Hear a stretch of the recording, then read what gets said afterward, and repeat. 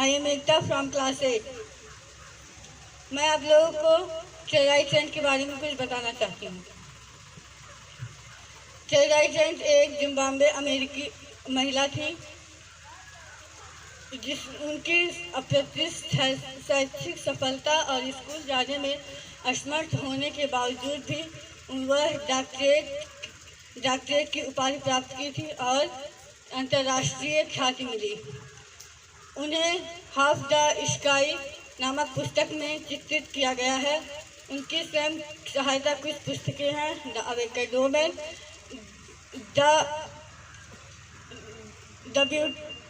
The girl who buried it and in और पुस्तकें शामिल हैं। चेराई चंद का जन्म मूसलैंड के पश्चिम प्रांत के कारोई जिले के विपानी गांव में हुआ था। गरीबी के साथ साथ वह महिला होने के कारण उन्हें स्कूल जाने की अनुमति नहीं थी और वह अपने स्कूल के प्राइमरी मताऊ स्कूल में उन्हें जाने की अनुमति नहीं थी। लेकिन हालांकि उनके भाई प्रिंसे को एक उदासीन छात्र को यह अवसर दिया गया था और वह खुद को अपने भाई के किताबों से पढ़ना और लिखना सिखाया। आखिर और वह अपने भाई के होमवर्क को भी पूरा करने लगी थी। जब यह बात उनके शिक्षक को पता लगी तो उन्होंने उनके पिता से कहा कि उनके पिता से उनसे स्कूल जाने की अनुमति देने की विनती की और वह कुछ दिनों तक स्कूल गईं और उनके पिता को एक गाय की कीमत स्वीकार कर ली और उनकी कम उम्र में ही शादी कर दी और 18 वर्ष की उम्र और हाई स्कूल के डिप्लोमा तक उनके 3 बच्चे थे।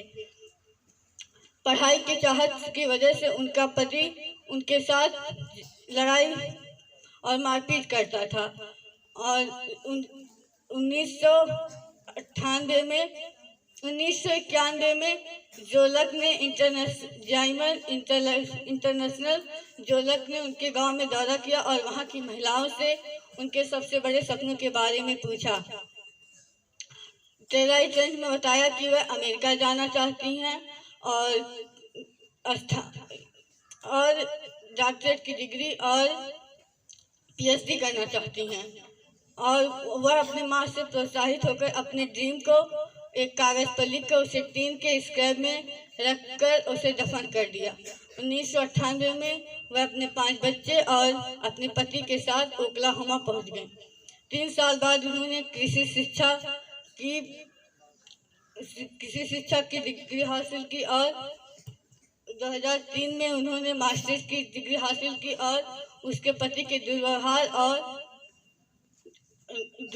की वजह से उसे निर्वासित कर दिया गया और उनका मार्क टेंट से पुनर्विवाह किया, जो एक प्लांट पैथोलॉजिस्ट थे। वह उनसे ओक्लाहोमा स्टेट यूनिवर्सिटी में मिली थी और उन्होंने 2003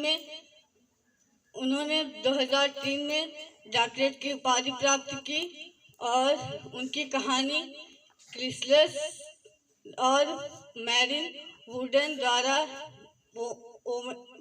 हाफ द स्काई पुस्तक में प्रस्तुत की गई है। 2011 में ओपरा विन्फ्रे ने उन्हें अपनी सबसे सार्वकालिक पसंदीदा अतिथि बताया और उन्हें $1.5 मिलियन उन्हें दान दिया ताकि वह जिम्बाब्वे के अपने गांव के स्कूल को बना सके। 2014 में विद्यालय तैयार हो गया था और 2015 में उन्होंने अपने स्वयं के बारे में बच्चों के लिए पुस्तक प्रकाशित की। द